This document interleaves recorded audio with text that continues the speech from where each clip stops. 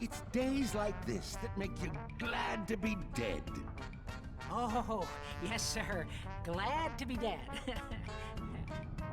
We are glad to be dead, right?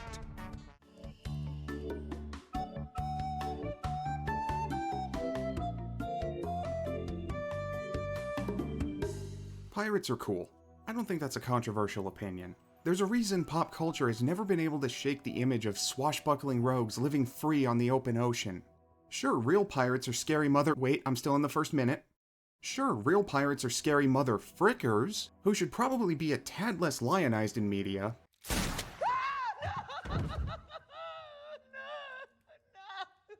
But the fictional ones are as cool as Billy D. Williams. Spearmint Tic Tacs, 3 for $1. Billy D, this is a red letter day.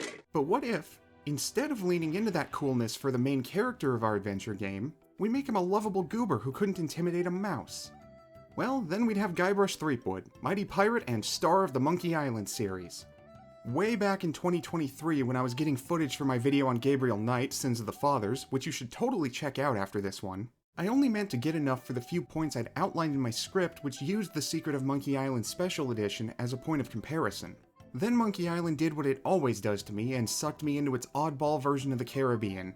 Welcome to Stan's Previously Owned Vessels. I'm off searching the globe right now for the finest in previously owned marine transportation. Have a look around. I'll be right back. Stan. Before I knew it, I'd finished Secret and was in the process of installing LeChuck's Revenge. At that point, I figured I may as well ride this wave of momentum and see if I could manage to cover the whole series. Then I realized something important. It's really hard to cover comedic games in my usual style. Normally, I can rely on my naturally occurring levels of snark coupled with brief cutaway gags to keep the tone of my videos generally lighthearted. Or, as is often the case with the cutaway gags, conceal potentially distracting audio differences between takes in my voiceover. But you didn't hear that from me. Being good ol' Swanee the Clown isn't anywhere near as easy when the game you're talking about is already intended to be goofy and silly. Especially when you don't want to spoil all the gags for new players. Yet, I have no other choice. I must persevere and declare my love for the Monkey Island series. For as Haas Delgado once said, "Nobody is born cool, except of course."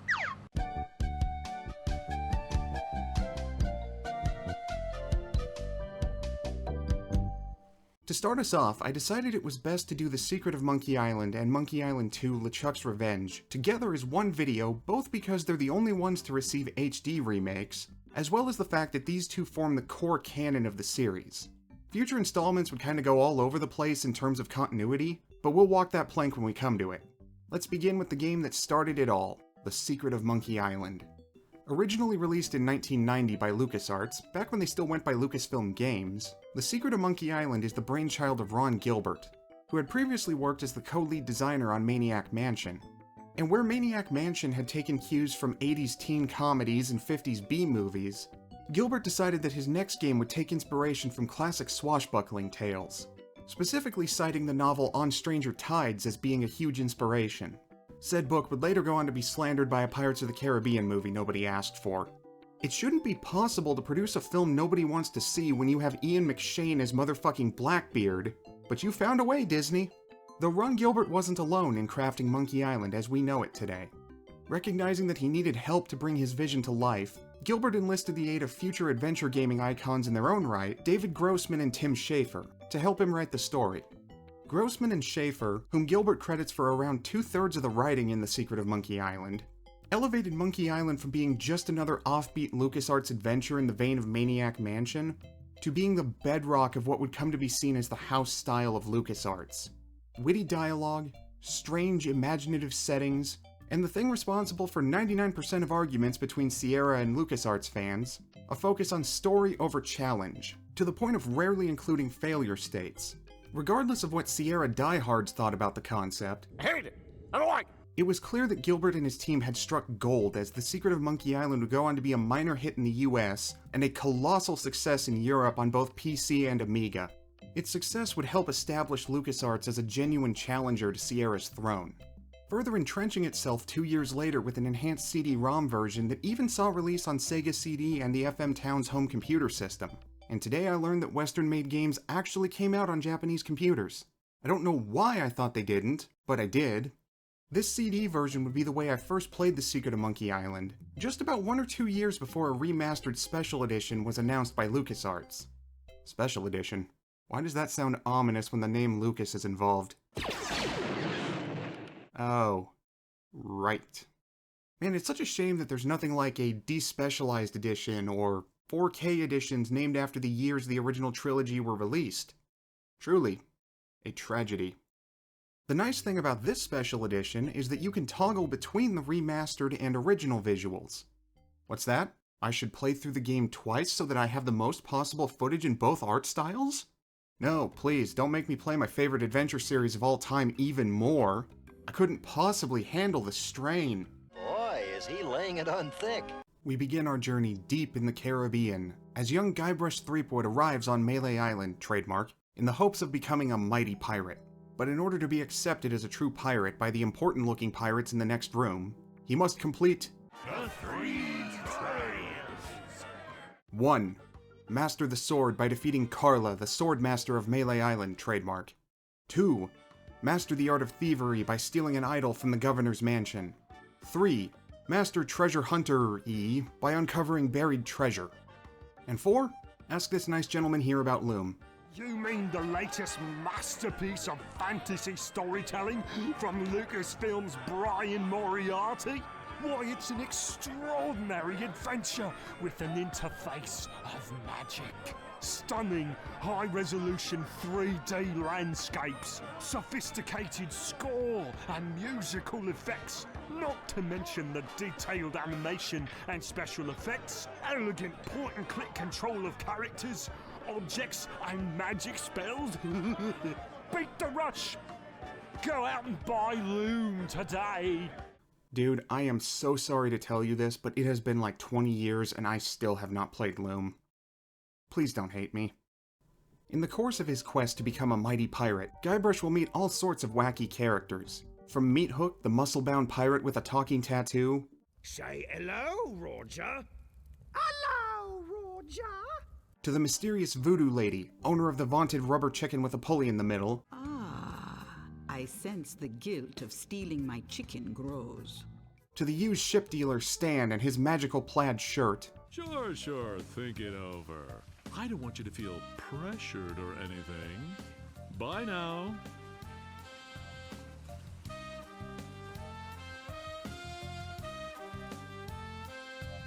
I forgot to give you my card. A bridge troll who's secretly George Lucas in disguise. No, it's too easy. And eventually, the ghost pirate LeChuck. Though he's less ha-ha wacky and more stab-stab wacky. At this very moment, he's 20 feet underwater. Probably bloated up like a fattened pig. His eyes being eaten out by crabs. Fish pecking at his fingers. Kinda makes you wish you were there to watch. Ah, yes, sir. Ugh. He'll also meet the love of his life, Governor Elaine Marley, displaying a skill at talking to women similar to my own. Your face is good. I'm a Seuss. The interface in the original version of The Secret of Monkey Island is as classic LucasArts as you could possibly get. Built off of the Scum engine, that script creation utility for Maniac Mansion for you youngins, we have our big-ass interface displaying our inventory and verb commands at all times. So when the time comes to use that rubber chicken with a pulley in the middle, you can use that rubber chicken with a pulley in the middle. I will never be able to explain why, but this knick-knack will always be the funniest fucking thing I've ever seen. The Special Edition, meanwhile, tries to update the concept for then-modern aesthetics to mixed results. Here, verb commands are placed in a separate menu with the added ability to switch between them on the fly by rolling the mouse wheel, or simply right-clicking to take the most readily apparent action. That last part may have been in the old CD version of Secret I own, but it's been so long since I've played that one that I can't recall and I'm too lazy to check. Don't make me do stuff. Either way, right-clicking won't get you everywhere anyways, as sometimes you need a more specific action rather than what it defaults to. The game would be a little too easy if all you had to do was right-click everything to progress. While the much wider field of view provided by the Special Edition's minimalist UI is appreciated, I can't help but feel it takes some of the charm away.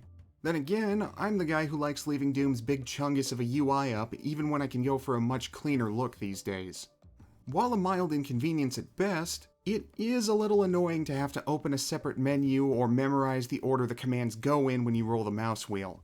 I feel like a heathen for even suggesting such an idea, but I kinda wish they'd imitated the pop-up menu at the top of the screen that Sierra used in their old VGA adventures.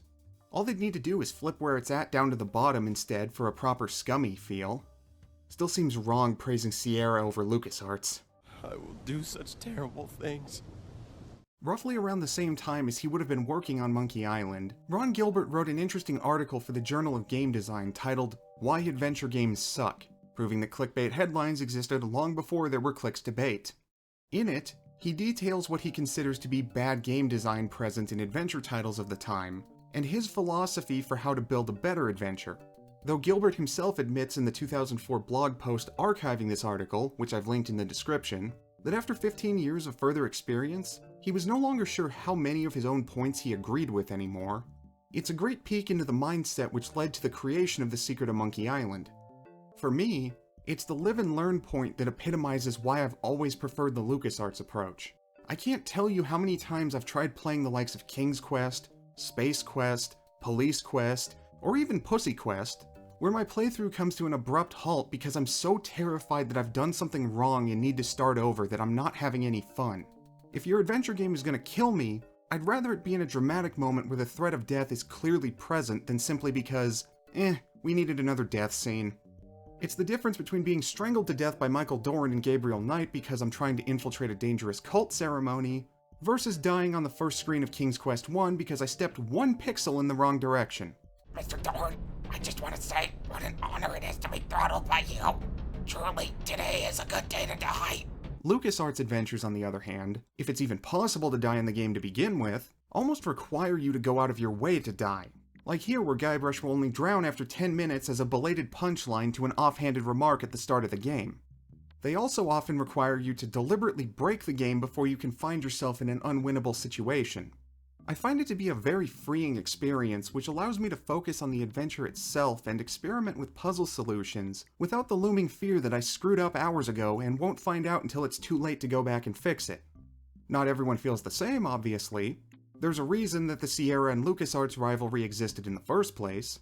But this design philosophy is what enabled young Mike to take his baby steps towards loving retro games when he first played The Secret of Monkey Island back in the day.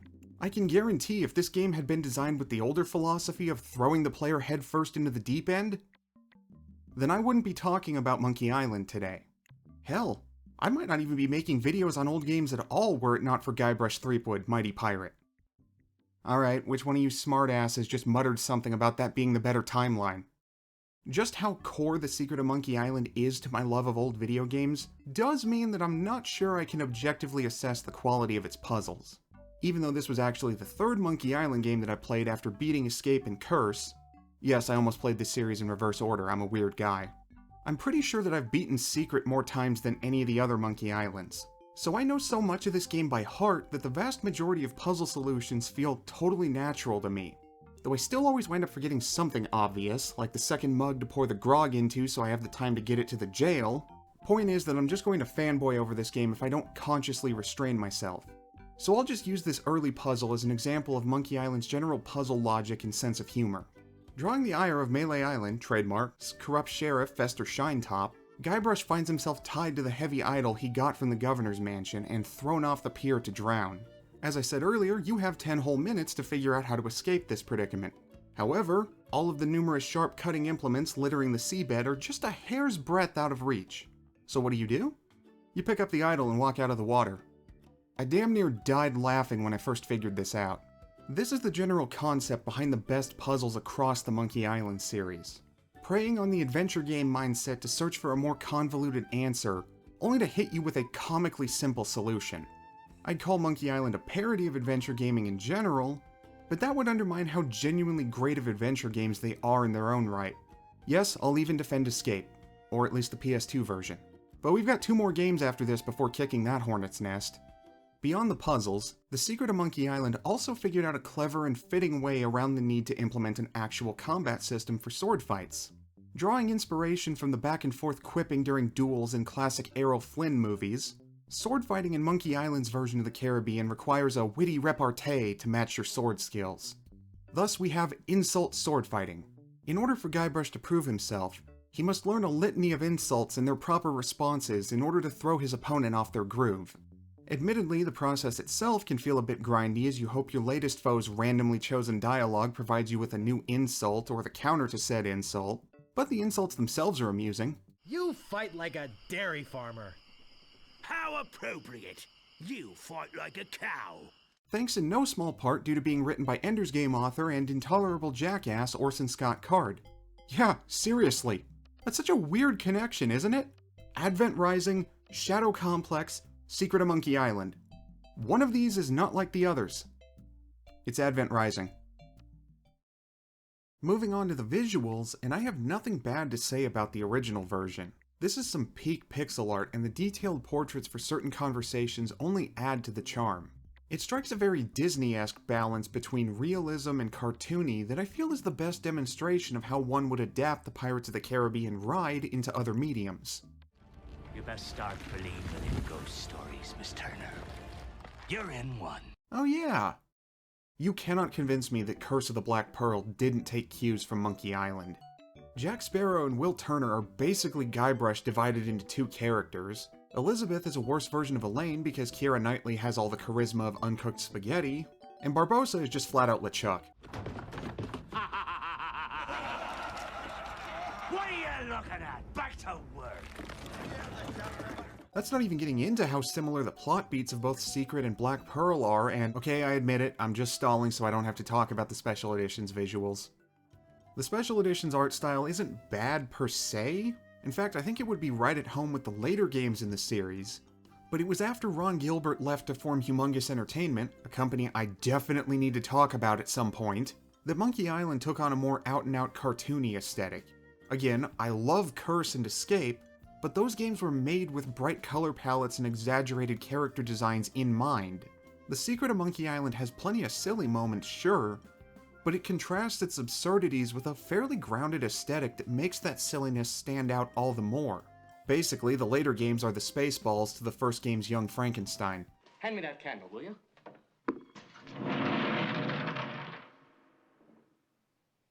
Put the candle back. So these Star Wars The Clone Wars designs don't really do it for me. The backgrounds are gorgeous, mind you, but all that does is make those character designs look even more out of place. Really, were it not for the remastered music and added voice acting, I'd say there was no reason to play it with the new visuals. Okay, the music point might be a bit more contentious as The Secret of Monkey Island has an excellent soundtrack to begin with, but I think Republic Commando composer Jesse Harlan and his team did a great job remastering Michael Land's synthesized score with full instrumentation.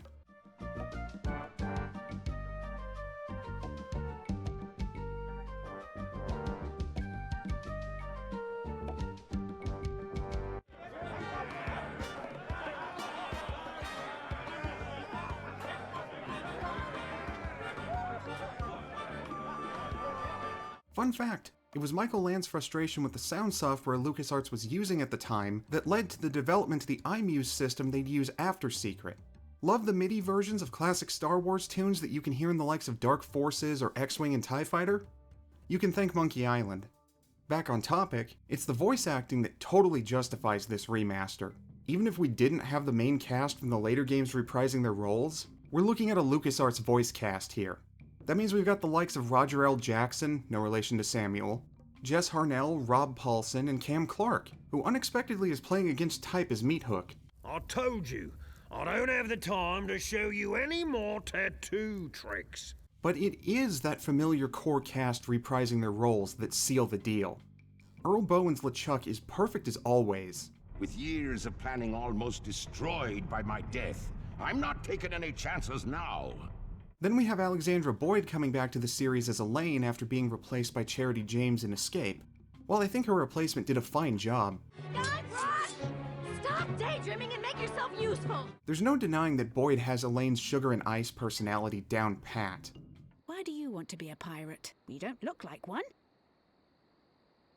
Your face is too sweet.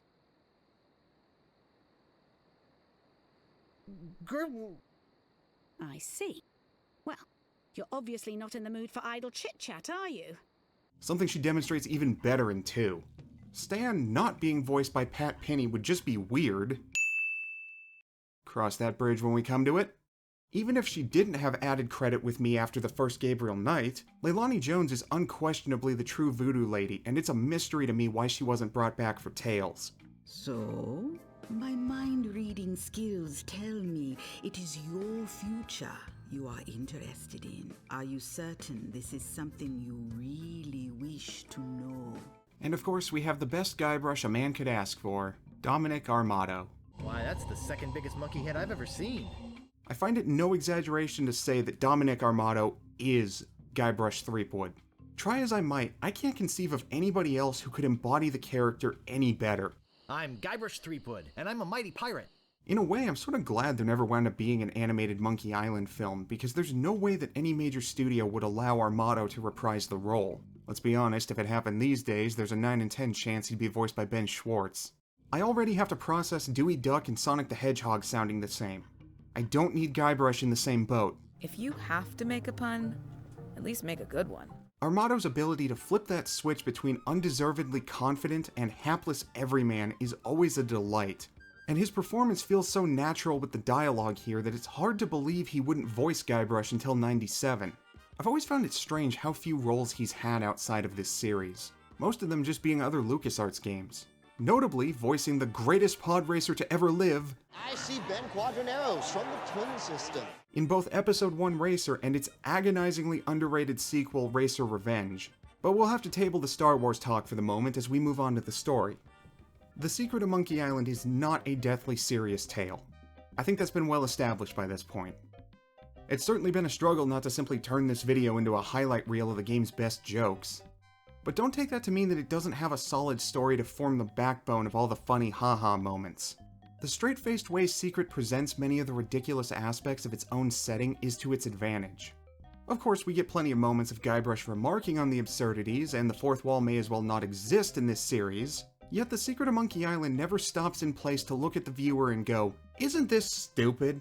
Like many bad writers, myself included, tend to rely on when imitating the kind of postmodernism employed here. For all of its anachronisms and general silliness, the grog vending machines, the half-blind lookout, the insult sword fighting, the trademarks after every island name, the rubber chicken with a pulley in the middle, the Caribbean we see in Monkey Island still feels like a genuine place people live. I've spent a good chunk of my life desperately hoping for any sort of spin-off game in another genre that lets me explore more of this setting. I'm pretty sure that if I got a Monkey Island game that played like Sid Meier's Pirates, my heart would explode from sheer joy. The Legend of Monkey Island. Yes, I know about that. Problem is that even if I had enough friends for a full crew in the first place, secretly I'm very lonely. I'm that weirdo who plays MMOs solo. I can ramble into the void making these videos no problem, but the second I need to have a conversation with, or God forbid, coordinate with a random stranger, I turn into a wallflower so fast that I once quit playing Warhammer Online entirely, all because one guy wouldn't stop pestering me to party up. But enough of my hilariously depressing past, let's get that spoiler warning out here already.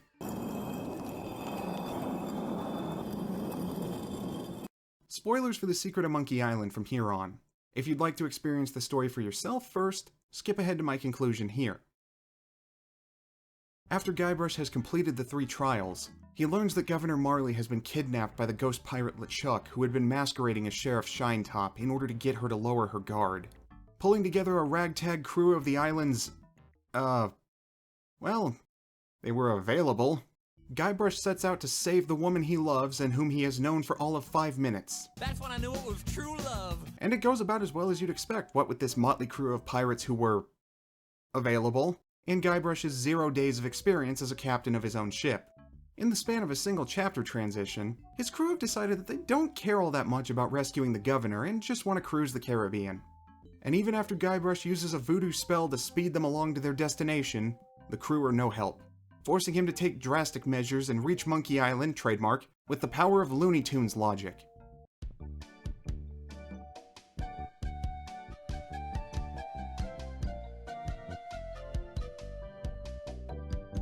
Recovering from his probable concussion, Guybrush must now improvise a plan to defeat LeChuck. This entails resolving the dispute between the island's incredibly affable cannibals Is that a banana in your pocket, or are you just glad to see us? and the crazy old castaway Herman Toothrot. This is an old friend of mine, the one I sailed here with. He's lost weight. Never looked better. Then swiping a voodoo root from LeChuck's ship, which the cannibals need to brew a special elixir needed to bust those pirate ghosts. And if you have any left over, it's delicious with a little vanilla ice cream. Good luck! And maybe if there's time, sink the ship with those ingrates still aboard. This is canon to at least escape, so I'm justified in doing this. But when the time comes to face LeChuck himself, he's already skedaddled back to Melee Island, trademark, in order to marry Governor Marley. Oh, we were right there, man! Well, anyways, it's time to crash a wedding. And completely ruin Elaine's own escape plan in the process. Well, there's still the elixir. Ah. That's what we in the business call a whoopsie-doodle. What follows is less a final fight and more of a squash match as LeChuck pummels Guybrush across the island. With no voodoo root elixir to defeat him, there's little our hero can do to stop LeChuck. But wait, a fizzy elixir made from a root? There's no way that ordinary root beer I picked up would...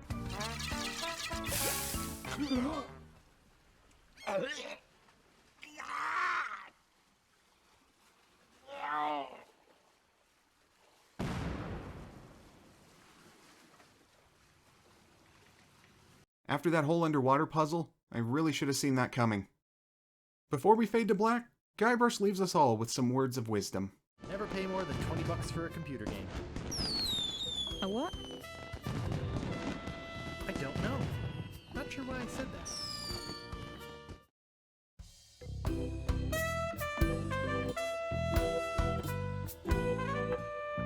The Secret of Monkey Island is one of my all-time favorite games, and these two playthroughs did nothing to change that. Embodying everything great about LucasArts adventure games, The Secret of Monkey Island is a charming experience with tons of witty dialogue, memorable characters, and a setting that begs to be explored further. While I find the special edition to be too much of a mixed bag to declare it the definitive version of Secret, which in my opinion would simply be the ability to play with voice acting and the classic visuals, the special edition nevertheless possesses enough good qualities to be worth a playthrough. Though I would recommend a run through with the classic visuals for first-timers before playing through with the remastered ones. It's a short enough game for 2 playthroughs, that's for sure, clocking in at about 4 hours if you know what you're doing. But we're not done quite yet, as The Secret of Monkey Island was a big enough success critically and commercially for a sequel to see the light of day just over a year later. Ordinarily, this would have been a second video all its own, but I wound up feeling that these two games were similar enough to warrant sharing space in the same video. For those of you who skip past the spoiler section, I'll try to broad strokes the events of Secret as best I can. But Monkey Island 2 being a direct sequel does mean parts of the ending have to be mentioned. So, I guess pause the video and play through Secret yourself if that's still too many spoilers. Go ahead, I'll wait.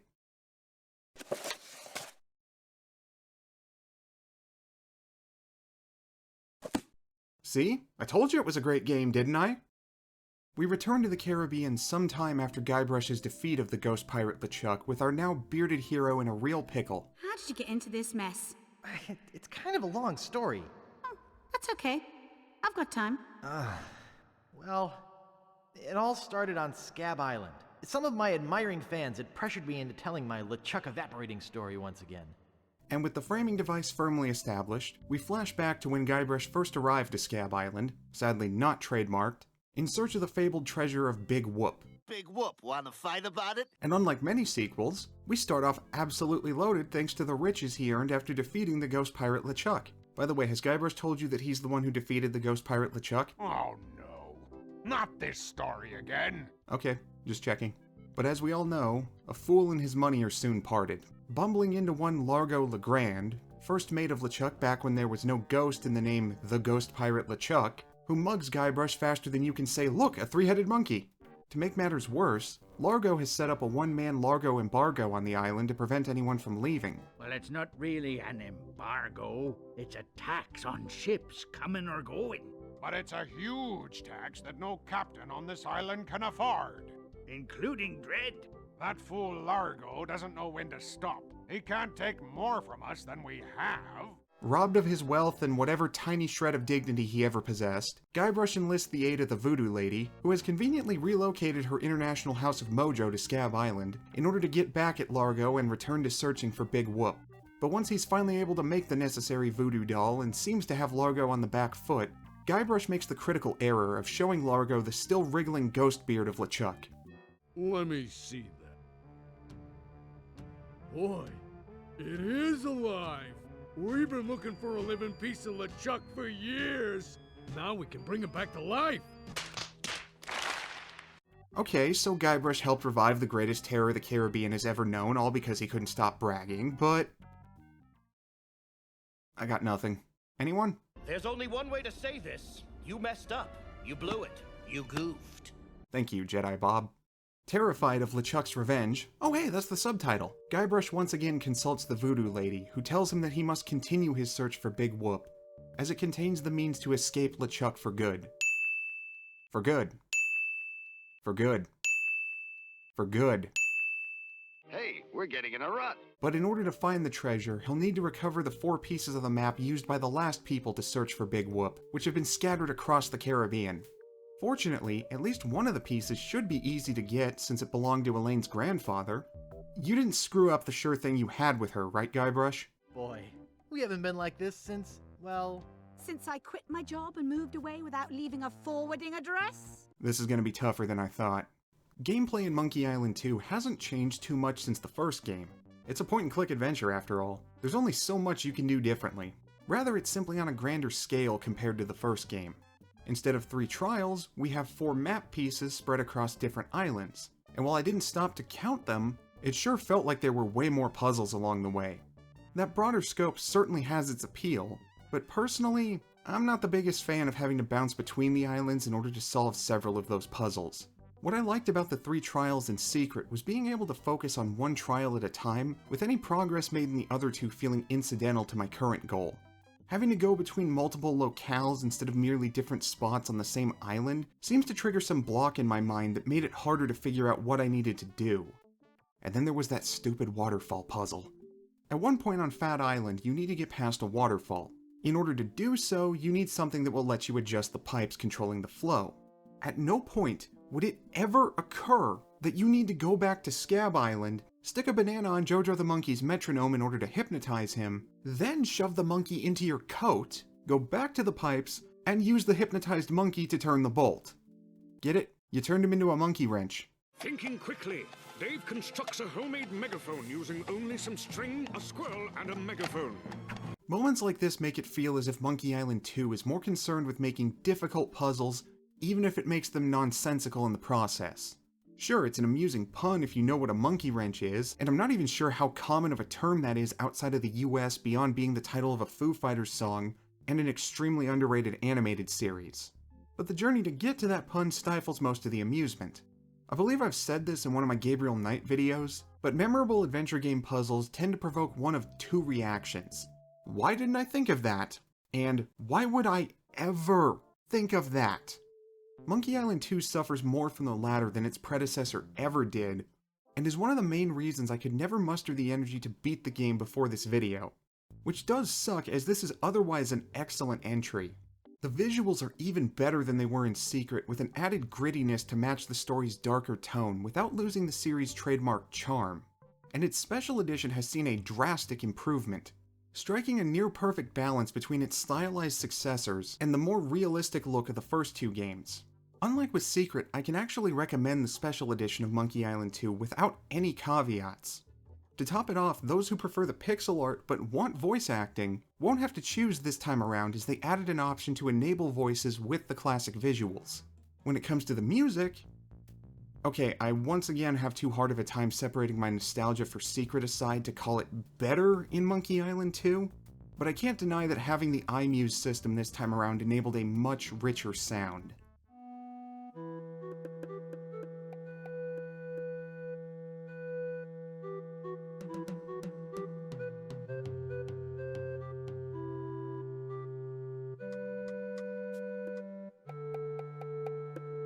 Honestly, LucasArts weren't playing fair when it came to sound design back in the day.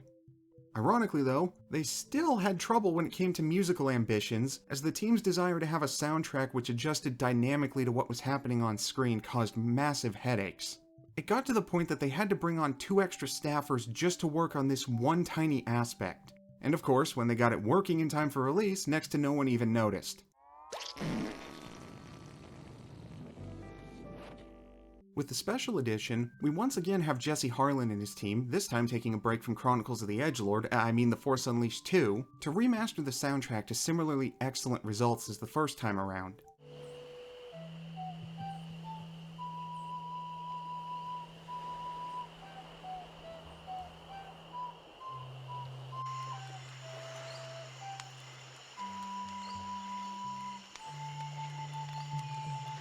Not really much else to add, just a good job all around from everyone involved. Speaking of good jobs, the same praise extends to the voice acting, with everyone returning from Secret reprising their roles, plus the more than welcome addition of the likes of Phil LaMarr, Neil Ross, and the man who has portrayed Obi-Wan Kenobi more than any other actor, James Arnold Taylor. So, that would make this one the mother of all Gundocks. Precisely. Show of hands, how many of you knew that the best Obi-Wan this side of Ewan McGregor shared a voice actor with Ratchet and Titus? Outside of marveling at James Arnold Taylor's crazy range, remember, wherever you go, on sea or on land, you can't ever hide from Lago Ligre! The main thing I want to note about the voice acting here is how much Alexandra Boyd gets to shine as Elaine this time, really showcasing her ability to ham it up in her banter with Guybrush, as she gleefully swaps between the side of Elaine that hates his guts, LeChuck's alive, and I need your help to fight him. Can't you take a hint? and her lovey-dovey, kissy-kissy goo-goo side. Oh, Guybrush, I know I shouldn't have anything to do with you, but there's something about your weakness and ineptitude that I find infectious. Which is sadly not as common as it should be, since later games have a bad habit of sidelining Elaine for the majority of the story. I mean, she's a statue for, what, 9/10 of Curse? Escape and Tales are better in this regard, but it's still a shame that we don't get too much of them adventuring as a couple. Before you ask, I haven't had a chance to play enough of Return to know how it fares on this front. I was gonna do a video on it back in 2023, but then I realized I should probably go through the previous games first, and wound up in that how the hell do I talk about this predicament I talked about in the beginning. When we do get there though, I have words regarding the sheer venom directed at Ron Gilbert over the art style when Return was first shown off. But first we need to go over the story of Monkey Island 2.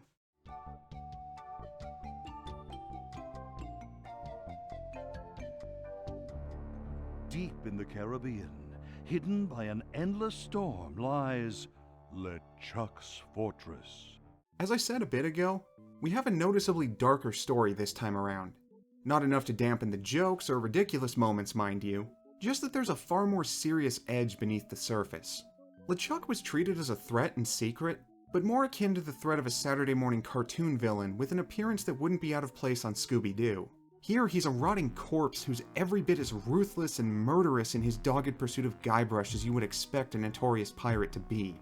Meanwhile, Guybrush has gone from a naive newcomer with a heart of gold to a sour, snarky burnout whose fairy tale romance went down in flames and spends his days living in the past. Now he has little issue in using people however he needs, something poor Wally gets to experience several times, up to and including manipulating Elaine's feelings for him in order to get her grandfather's piece of the map. Huh, I just realized that he basically turned into Gabriel Knight. Suffice it to say that this is Guybrush at his lowest point, and that target on his back isn't incentivizing him to change his ways. Even simple things like excising the running gag of the trademark next to the names of islands adds to the sense that Monkey Island isn't playing around this time. LeChuck will kill Guybrush if he gets the chance, and all the joking around in the world won't change that. Turning a mostly comedic story into a serious one can be tricky, but when done right, it can be one of the most effective ways to get an audience invested in your characters. People tend to like you if you can make them laugh, and they also tend to not want to see bad things happen to those they like.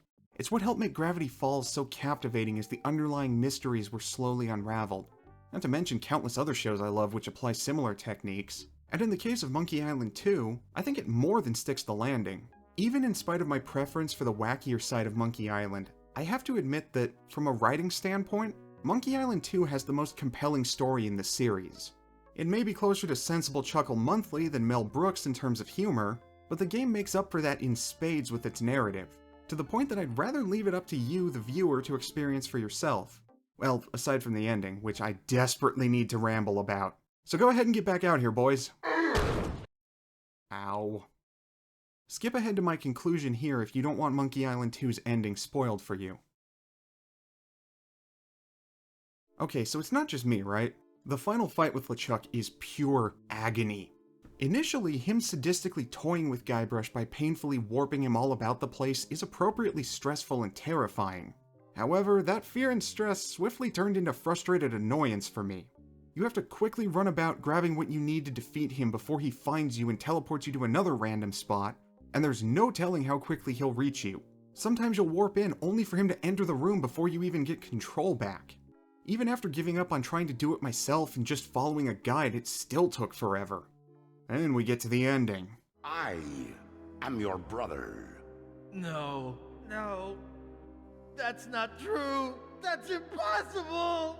Search your feelings. You know it to be true.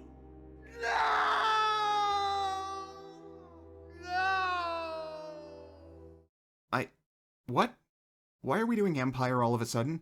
Take my mask off. See the true face of your brother. Wait, what? My God, you're my creepy brother Chucky. What? Hey, you kids! You're not supposed to be in here. What? Your mother and I were very concerned. Thank you for hunting down your brother like we asked, Chucky dear. Why would... I mean, that would explain, but I wonder what's keeping Guybrush. Oh, I hope LeChuck hasn't cast some horrible spell over him or anything. Oh, okay, Guybrush is trapped in an illusion. Wait, that's the end? But you can't just end on the hero's darkest moment with so many questions left on... Oh, now I get why we were doing Empire. I am not a fan of this ending. Like the fight with LeChuck, it's cool in concept, yet it throws so much at you so quickly that you barely have any time to process the last reveal before being hit with another. LeChuck is Guybrush's long-lost brother Chucky. He's actually a kid under a Scooby-Doo mask. Guybrush himself is actually a kid. In fact, the whole story of these two games was two kids playing pretend at an amusement park. No, wait, never mind, LeChuck is just messing with Guybrush. Imagine if immediately after the Vader is Luke's dad reveal, we also got told that Leia is Luke's sister, that the Empire will be defeated by the teddy bear Viet Cong, that Anakin built Sith... I'm just describing a robot chicken skit. And the Force? Well, that's just microscopic bacteria in your bloodstream called midichlorians. Now, we would finally get a proper continuation from this ending with Return to Monkey Island in 2022, but you'll notice that's 31 years of an unresolved cliffhanger. It was so weird that Curse, which was made by a different team, takes place after Guybrush escapes LeChuck's clutches, so they didn't have to come up with their own explanation. Credit though to Ron Gilbert for sticking with us long enough to get that follow-through in spite of certain fans. I'm still not fond of the ending itself, but I can at least appreciate it better now that there's a real resolution.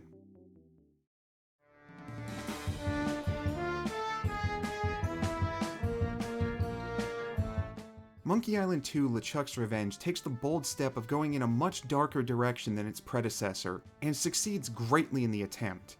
While I have my issues with it, namely the puzzle design at times and a profoundly unsatisfying ending which wouldn't be resolved for 31 years, they're not enough to spoil the experience. Putting aside my adoration of Secret as best I can, Monkey Island 2 is an improvement in nearly all aspects and is more than arguably one of the best adventure games ever made. A fantastic experience made even better with its special edition remaster. Is it my favorite in the series? No, but The Phantom Menace is my favorite Star Wars movie. Favorite doesn't always equate to objective quality, and there is a lot of objective quality here in my opinion. Wait, what? As I hope I've demonstrated by this point, I heartily recommend both The Secret of Monkey Island and Monkey Island 2. The special editions of both remain readily available on Steam and GOG at $10 each. I believe the 360 versions are still available digitally as backwards compatible titles on newer Xboxes as well. I don't know why you'd want to play a point-and-click adventure with a controller, but then again, I'm the guy who admitted to loving The Phantom Menace mere moments ago, so who am I to judge? If you'd like to see me talk more Monkey Island, let me know in the comments. I mean, I'm gonna do it either way. Comments and views just help me gauge how quickly I should put them out. Better not try that again. Anyhoozle, that'll do it for this one. Next time marks the beginning of Star Wars Prequel Month, and to start it off, we'll be doing another 2-pack video as we compare and contrast Battle for Naboo and Starfighter in what I've dubbed the N1 Chronicles. I'll see you then.